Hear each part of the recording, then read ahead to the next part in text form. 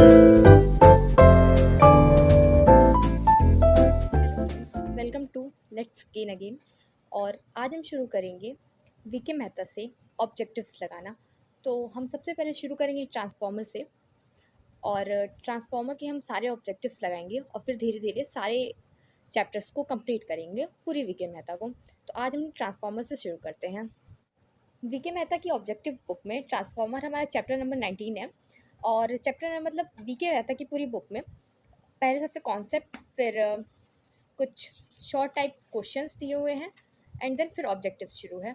तो अगर आप लोग की डिमांड होगी तो हम कॉन्सेप्ट और शॉर्ट क्वेश्चंस को भी बाद में कर लेंगे, पर अभी हम ऑब्जेक्टिव क्वेश्चंस को शुरू कर रहे हैं। तो हम ट्रांसफार्मर शुरू कर रहे हैं, तो इसमें हम लोग पहले ट्रांसफार्मर की कुछ बेसिक चीज़ें जान लेते हैं। तो ट्रांसफार्मर एक स्टैटिक डिवाइस होती है और इसमें प्राइमरी और सेकेंडरी वाइंडिंग होती है, और इसका यूज़ हम लोग फ्रिक्वेंसी में बिना चेंज किए वोल्टेज लेवल या करंट लेवल को चेंज करने के लिए इसका यूज़ करते हैं। और प्राइमरी वाइंडिंग वो साइड होती है जहाँ पर हम लोग सप्लाई वोल्टेज को कनेक्ट करते हैं, और सेकेंडरी वाइंडिंग वो वाइंडिंग होती है जिसमें हम लोड को कनेक्ट करते हैं। तो ट्रांसफार्मर को दो टाइप्स में डिवाइड किया गया है, step up transformer and step down transformer. Step up transformer way transformer होते हैं जिनमें सेकेंडरी वाइंडिंग हाई वोल्टेज पे होती है, यानी कि हमारी जो V2 होती है या E2 जिसे बोले, वो E1 या V1 से हाई होती है, हाई वोल्टेज पे होती है। और स्टेप डाउन ट्रांसफार्मर वो ट्रांसफार्मर होते हैं जिनमें सेकेंडरी वाइंडिंग हमारी लो वोल्टेज पे होती है, यानी E2 या V2 की वैल्यू हमारे E1 या V1 से कम होती है, यानी प्राइमरी साइड वोल्टेज से। और बाकी के कॉन्सेप्ट को हम क्वेश्चंस के थ्रू यानी ऑब्जेक्टिव्स के थ्रू समझते हुए चलेंगे। तो अब हम अपने ऑब्जेक्टिव को शुरू करते हैं। तो हमारा पहला क्वेश्चन है, a transformer will work on, options है AC only, DC only, AC as well as DC, and last is none of the above. तो इसके लिए हमें सबसे पहले ट्रांसफार्मर की वर्किंग पता होनी चाहिए।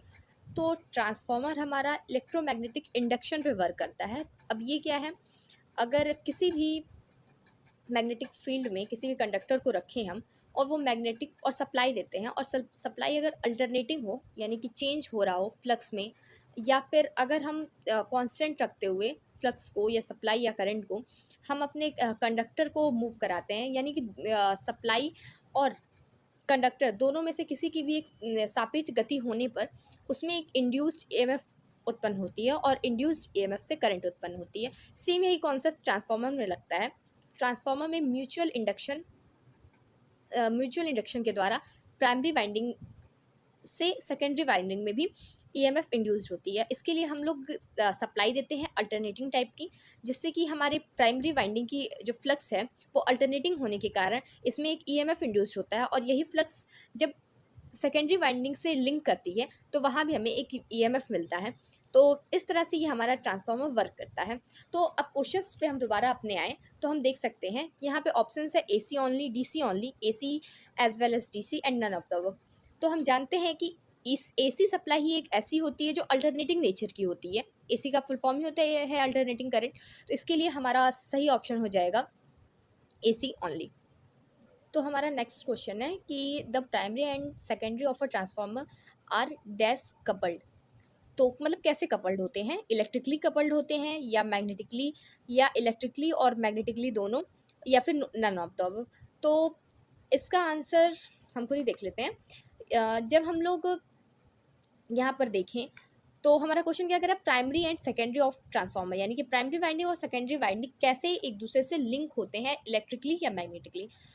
तो हम देख सकते हैं कि ये डायरेक्टली तो कनेक्टेड नहीं है, इनडायरेक्टली कनेक्टेड है। तो इलेक्ट्रिकली ये तो कनेक्टेड नहीं हो सकते हैं, वरना फिर डायरेक्टली यहाँ पे हम लोग सप्लाई देते हैं, यहाँ पे वही EMF या फिर करंट आ जाती, बल्कि यहाँ पे हम लोग यूज़ करते हैं इलेक्ट्रोमैग्नेटिक इंडक्शन। तो यहाँ पे हम फ्लक्स के थ्रू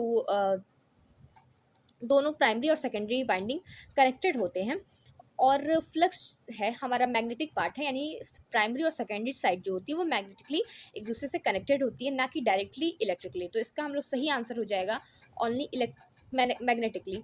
ये हमारा सही आंसर होगा, क्योंकि ये दोनों ही नहीं हो सकते, इलेक्ट्रिकली तो कतई नहीं हो सकता, और केवल मैग्नेटिकली इसका आंसर होगा। अब हमारा थर्ड क्वेश्चन है, a transformer is an efficient device because it, first है, is a static device, uses inductive coupling, uses capacitive coupling, uses electric coupling। तो पहले ही हम जानते हैं, स्टार्टिंग में ही हमने बताया था कि ये स्टैटिक डिवाइस होती है ट्रांसफार्मर। अब ये एफिशिएंट क्यों है स्टैटिक डिवाइस होने की वजह से?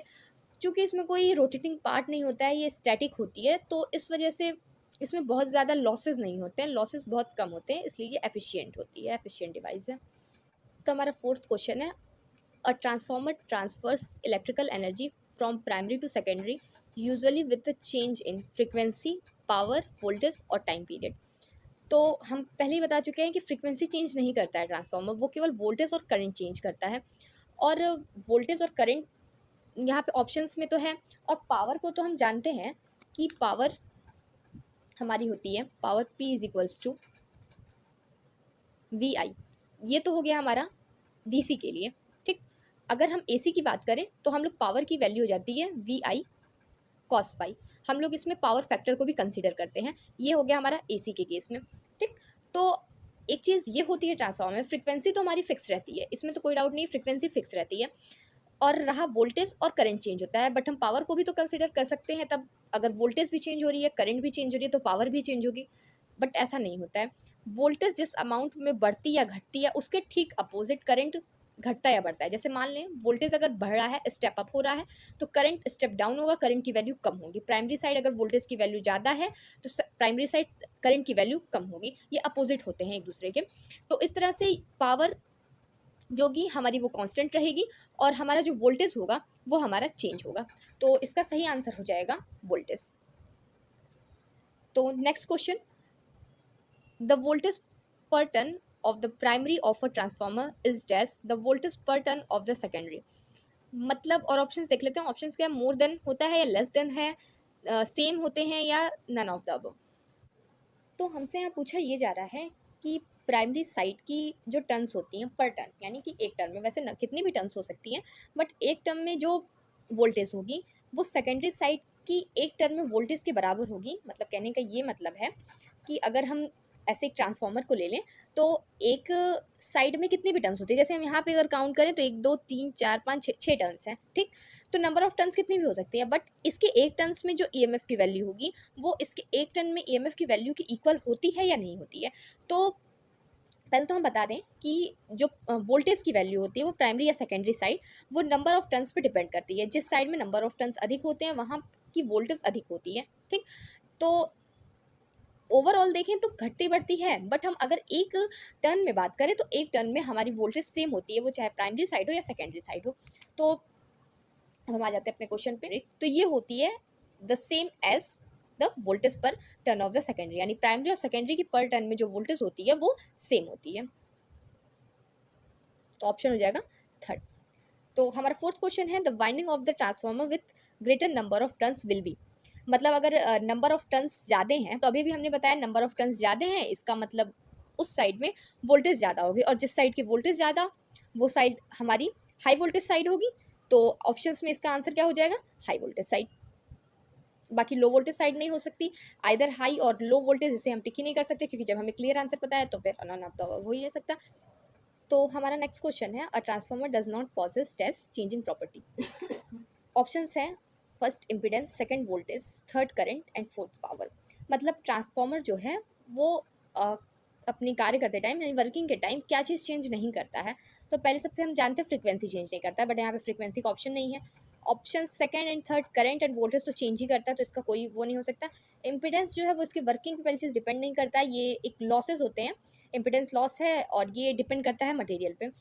तो मटेरियल और करंट पे डिपेंड करता है। तो इसका आंसर सीधे सीधे होगा पावर, क्योंकि हम पहले बताए थे पावर जो होता है वो चेंज नहीं करता है, वो कांस्टेंट रहता है। तो इसका आंसर हो जाएगा फोर्थ, पावर। और फिर नेक्स्ट क्वेश्चन है हमारा, the iron core is use to dash of the transformer. Options हैं, इंक्रीज द वेट, ये इंक्रीज करता है iron core, provide tight magnetic coupling, reduce core losses, none of the above. तो इसका राइट आंसर होगा provide tight magnetic coupling, क्योंकि ये magnet core का यूज़ हम लोग किस लिए करते हैं, फ्लक्स को लिंक कराने के लिए, प्राइमरी और सेकेंडरी वाइंडिंग्स की। तो ये मैग्नेटिक कपलिंग अच्छी करता है, अच्छी provide tight magnetic coupling provide करता है। हमारा क्वेश्चन नंबर 9 है, if a transformer core has air gaps then. अगर ट्रांसफार्मर कोर में एयर गैप हो तो क्या हो सकता है, reluctance of magnetic path is decrease, ये नहीं हो सकता है, क्योंकि एयर की रिलेक्टेंस हाई होती है, तो एयर गैप होने से रिलेक्टेंस डिक्रीज हो ये नहीं हो सकता। हिस्टेरेसिस लॉस इज डिक्रीज, ये नहीं होगा। Magnetic current is greatly increased, और फिर है eddy current loss is increased, तो ईडी करंट इज इंक्रीज्ड ये भी नहीं होगा। Magnetic current is greatly increased ये होगा हमारा इसका आंसर 9th का। Then next question is the maximum flux produced in the core of a transformer is. Directly जो मतलब मैक्सिमम फ्लक्स होती है प्रोड्यूस होती है कोर में ट्रांसफार्मर की, वो किसके डायरेक्टली प्रोपोर्शनल होती है? तो is it directly proportional to supply frequency, या फिर ये हमारी जो होती है वो इन्वर्सली प्रोपोर्शनल होती है सप्लाई फ्रिक्वेंसी के, या इन्वर्सली प्रोपोर्शनल होती है प्राइमरी वोल्टेज के, या नन ऑफ द अबव। तो हम आपको ट्रांसफार्मर की ईएमएफ इक्वेशन दिखाते हैं, उससे ये क्वेश्चन आसानी से सॉल्व हो जाएगा। तो ये हमारी EMF equation of a transformer, और हमारी फाइनल जो इक्वेशन निकलती है वो ये है। हमारे क्वेश्चन में पूछा है कि फ्लक्स और फ्रिक्वेंसी में क्या रिलेशन है। तो अगर हम लोग इसे सॉल्व करें, E is equals to 4.44 FN phi m, F को एक साइड और FN फाई एम को एक साइड लाएं तो हम देखेंगे E by F is equals to 4.44 N phi m. अगर एक ट्रांसफार्मर बन जाता है तो उसके बाद उसकी N की वैल्यू यानी नंबर ऑफ टर्न्स तो फिक्स ही रहते हैं, तो ये 4.4 ये फिक्स रहेगा। रहा फ्लक्स और फाई एम, अगर हम लोग इसको कांस्टेंट मानते हैं ई को, तो जो हमारा फ्लक्स फाई एम होता है वो डायरेक्ट इन्वर्सली प्रोपोर्शनल होता है फ्रिक्वेंसी के। तो हमारी ये इक्वेशन आती है ईएमएफ इक्वेशन ऑफ ट्रांसफार्मर से। इससे हमारा आंसर क्लियर हो जाता है कि हमारा maximum flux produce in the core of a transformer is inversely proportional to supply frequency. तो इसका आंसर हमारा ये सेकंड हो जाएगा। हमारा क्वेश्चन नंबर 11 है the flux in the core of a single phase transformer is purely alternating one, purely rotating one, partly alternating and partly rotating, none of the above. तो हम लोग पहले ही जानते हैं अल्टरनेटिंग नेचर का होता है फ्लक्स हमारा। हम लोग अल्टरनेटिंग करंट या सप्लाई यूज़ करते हैं क्योंकि हमारा single phase transformer Faraday's electromagnetic induction के प्रिंसिपल पे वर्क करता है। तो ये इसका आंसर हो जाएगा first, purely alternating one. Question number 12 है a transformer is so designed that primary and secondary have high leakage reactance, large resistance, tight magnetic coupling, good electric coupling। तो हमारा जो ट्रांसफार्मर है वो उसकी प्राइमरी और सेकेंडरी कैसे डिज़ाइन की जाती हैं कि उसमें हाई लीकेज रिएक्टेंस हो? ऐसे तो बिल्कुल नहीं डिज़ाइन की जाएंगी, क्योंकि हमारा जो फ्लक्स होता है वो लिंक करता है दोनों वाइंडिंग से, तो रिएक्टेंस हाई होगा तो फ्लक्स वहाँ से क्योंकि फ्लक्स रिएक्टेंस फ्लक्स का अपोज करता है, तो ये तो नहीं हो सकता हाई। फिर है लार्ज रेजिस्टेंस, नहीं ये भी नहीं होगा क्योंकि करंट फिर हमारी फ्लो करती है। टाइट मैग्नेटिक कपलिंग ये हो सकता है क्योंकि हमारा फ्लक्स लिंक करता है हमारे प्राइमरी और सेकेंडरी वाइंडिंग से। और गुड इलेक्ट्रिक कपलिंग डायरेक्टली नहीं होती है वाइंडिंग्स में, तो इसका भी आंसर थर्ड हो जाएगा, tight magnetic coupling, option third.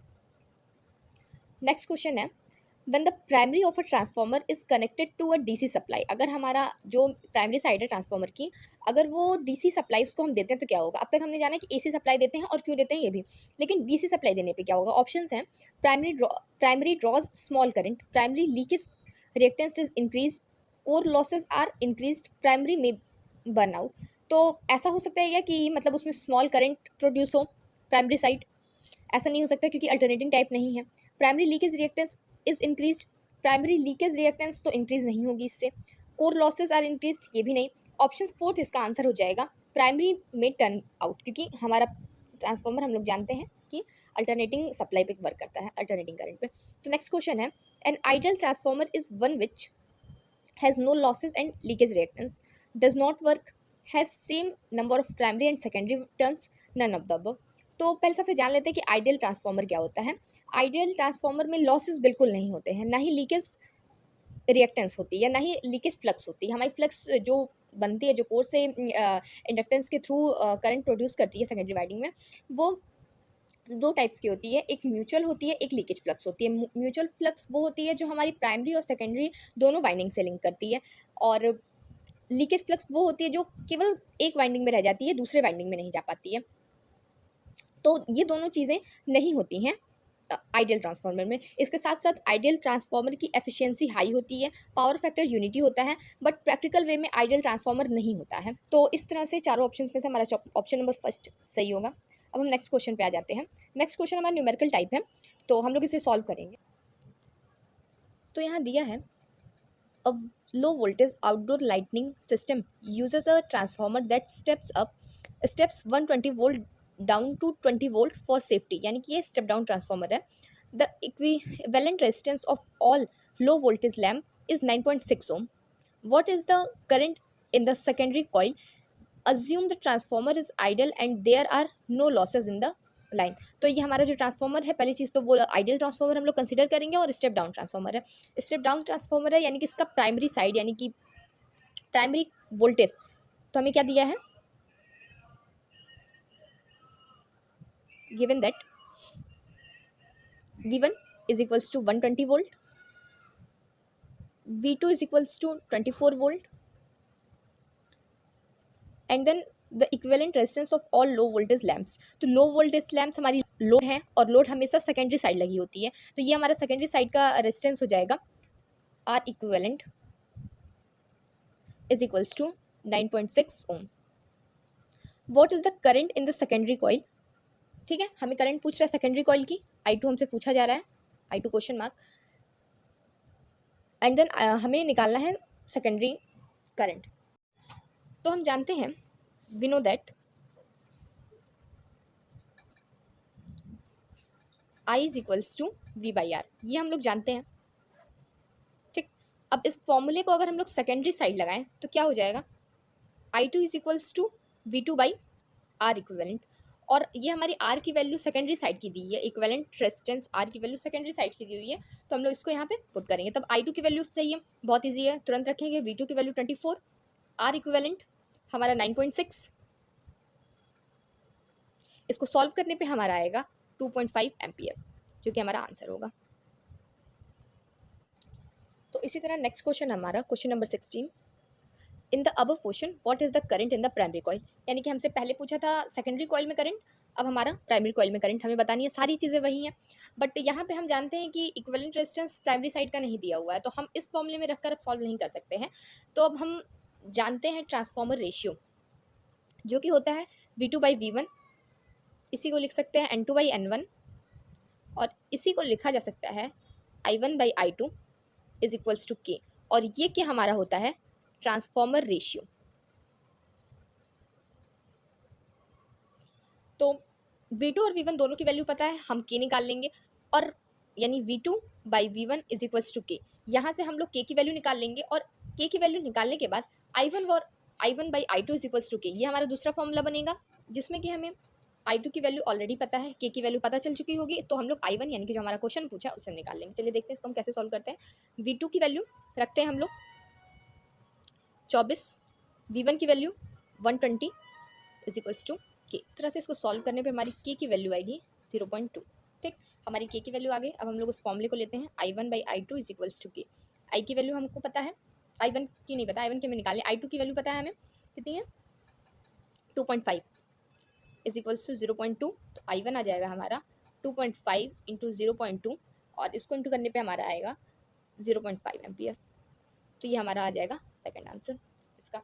तो ऑप्शंस में से हम अगर देखें तो हमारे पास चार ऑप्शंस थे, ऑप्शंस में से है हाँ 0.5 है, तो हमारा ये आंसर फोर्थ हो जाएगा। अब हम अपने नेक्स्ट क्वेश्चन पे आते हैं, क्वेश्चन नंबर 17। क्वेश्चन नंबर 17 कह रहा है, in question 15 how much power is used, मतलब जो क्वेश्चन नंबर 15 था उसमें कितनी पावर यूज़ हुई है। तो पावर हम लोग जानते हैं कि सेम होती है, V और I चेंज होती है ट्रांसफार्मर में, पर पावर सेम रहती है। हम यहाँ पे बात की जा रही थी 15 क्वेश्चन में, तो हमने वहाँ पे दिया हुआ था कि हम कंसिडर करते हैं कि ट्रांसफार्मर हमारा आइडियल ट्रांसफार्मर है। तो आइडियल ट्रांसफार्मर के लिए हमने पहले बताया कि हमारा पावर फैक्टर यानी कि cos फाई की वैल्यू 1 होती है, और हमारा पावर का फॉर्मूला हो जाएगा VI cos फाई। ठीक, तो हम लोग यहाँ पे प्राइमरी साइड या सेकेंडरी साइड किसी का भी ले सकते हैं, बट हाँ ये ध्यान रखना है कि अगर वोल्टेज प्राइमरी साइड का ले रहे हैं तो करंट भी प्राइमरी साइड की होगी, अगर वोल्टेज या करंट दोनों ही सेम साइड के होंगे।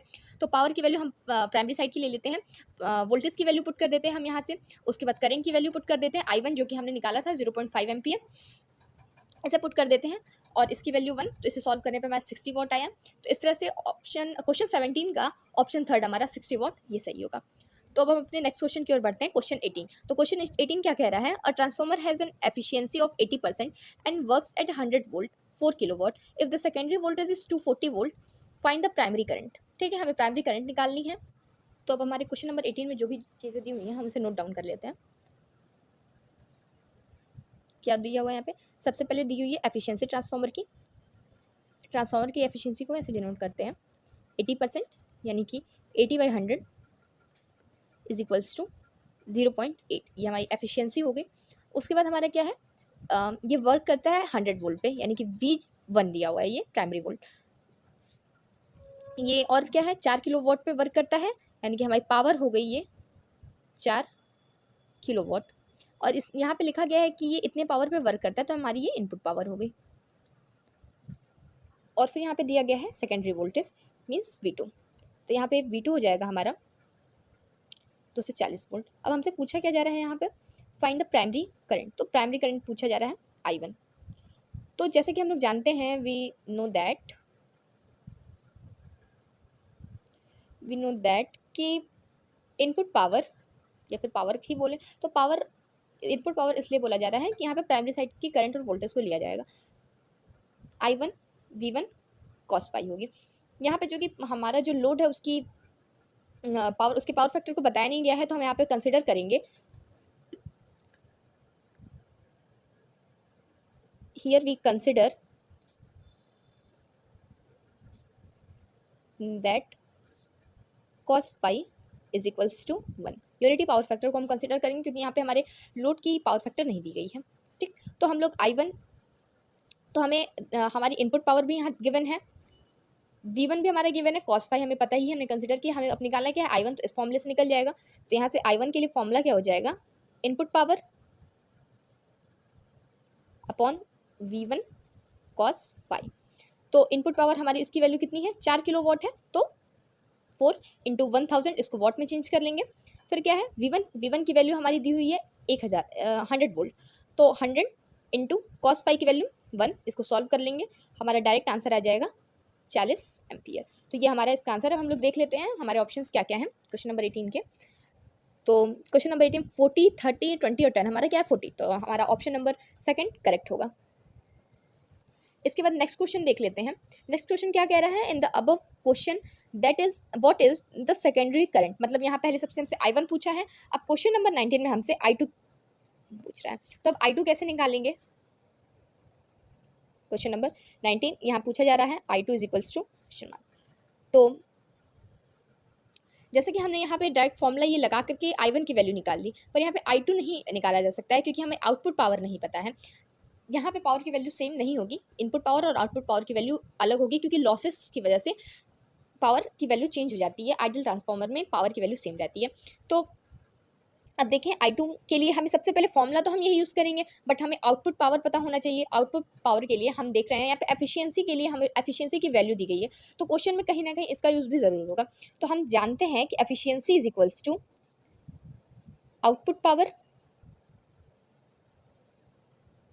अपॉन इनपुट पावर, ये फॉर्मूला होता है। तो अब हम लोग क्या करेंगे, इनपुट पावर हमें पता है, एफिशिएंसी पता है, आउटपुट पावर निकल जाएगी। तो यहाँ से हम देखें तो हमारी आउटपुट पावर हो जाएगी, आउटपुट पावर एफिशिएंसी की value, efficiency into input power, efficiency into input power.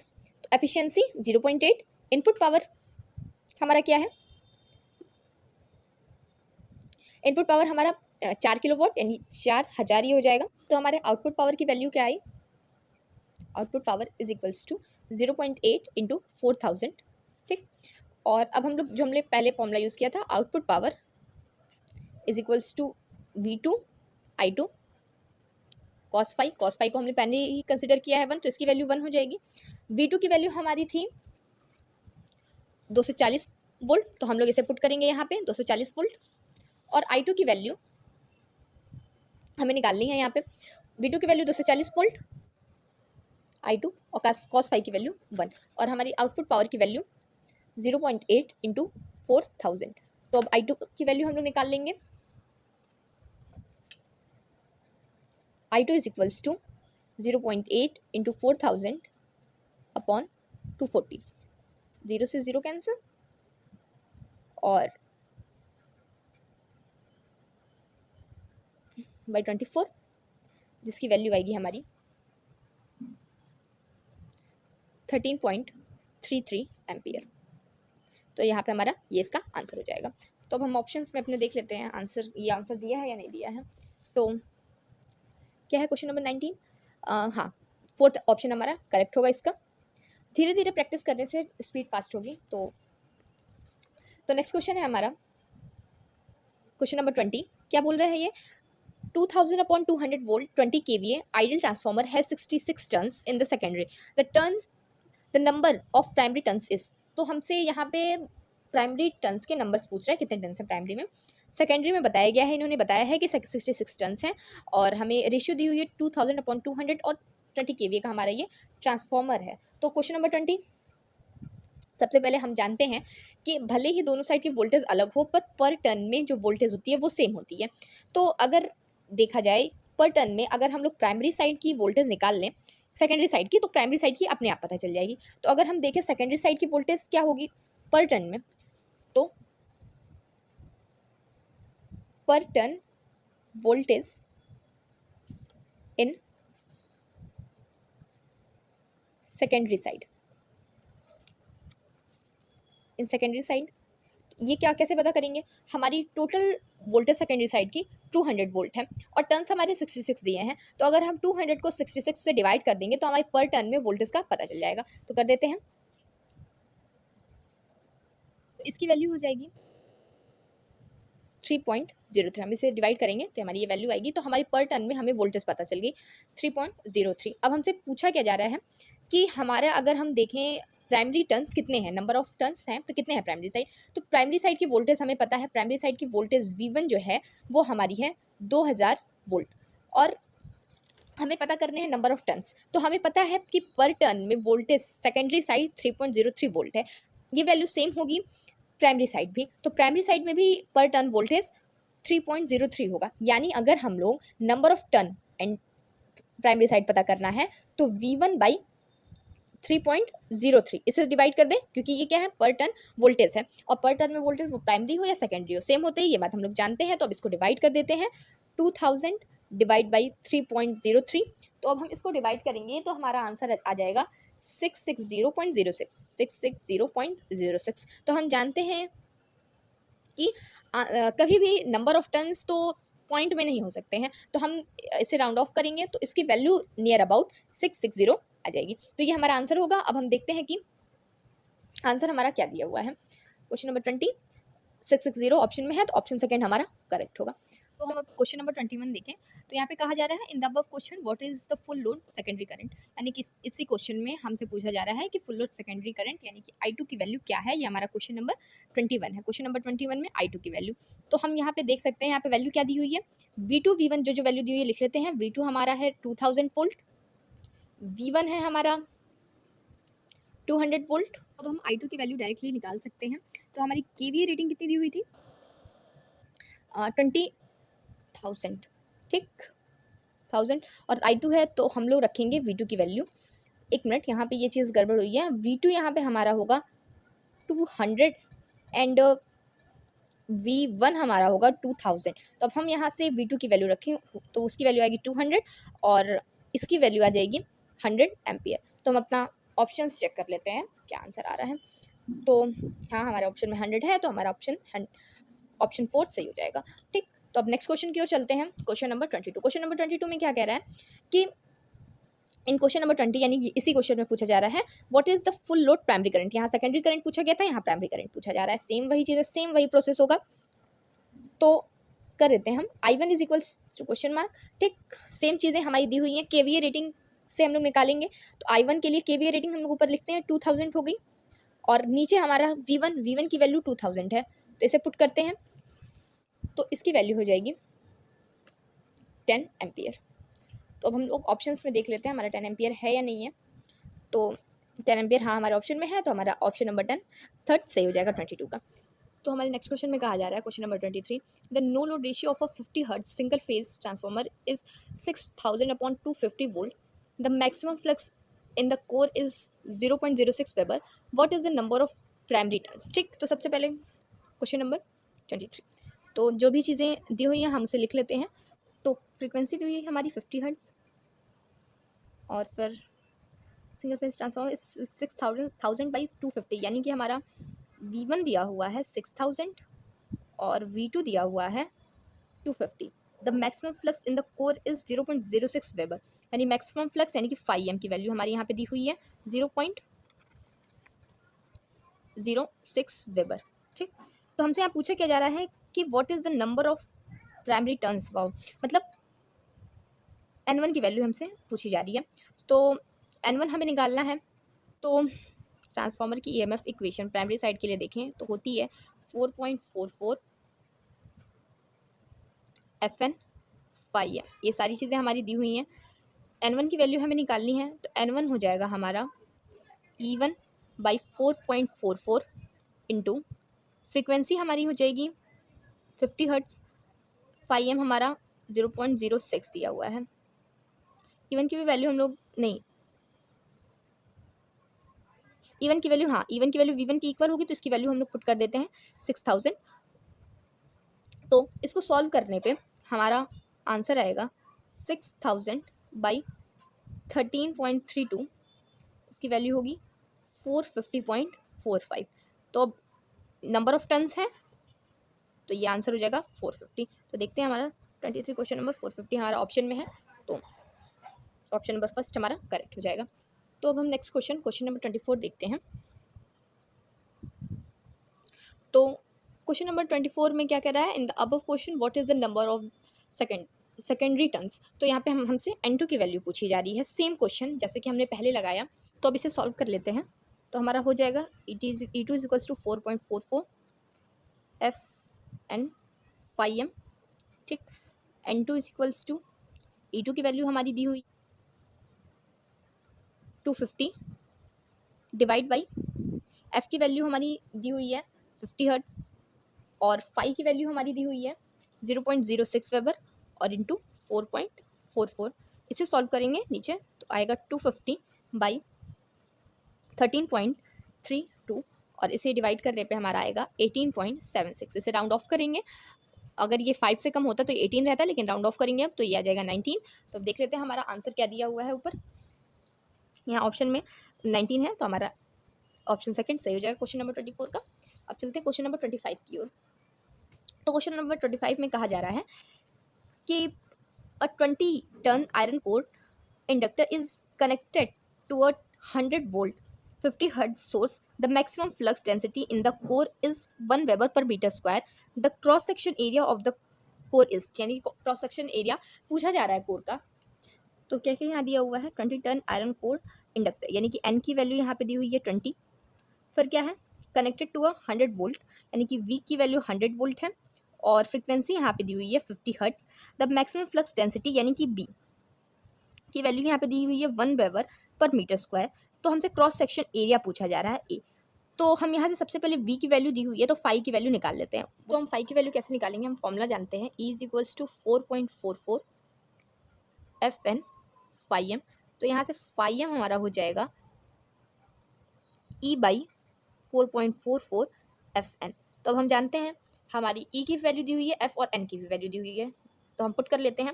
हमारी E की वैल्यू हो जाएगी यहाँ पे 100/4.44, F की वैल्यू दी हुई है 50 हर्ट्ज और N की वैल्यू दी हुई है 20। ठीक, तो ये कैंसिल आउट कर लेते हैं, तो ये हो जाएगा 1/44.4 जो कि इक्वल होगा 0.0225 के। तो ये हमारी आ गई वैल्यू फाई की। तो अब हमें क्रॉस सेक्शन एरिया निकालना है, तो क्रॉस सेक्शन एरिया के लिए हमारा फॉर्मूला होता है B is equals to phi M by A.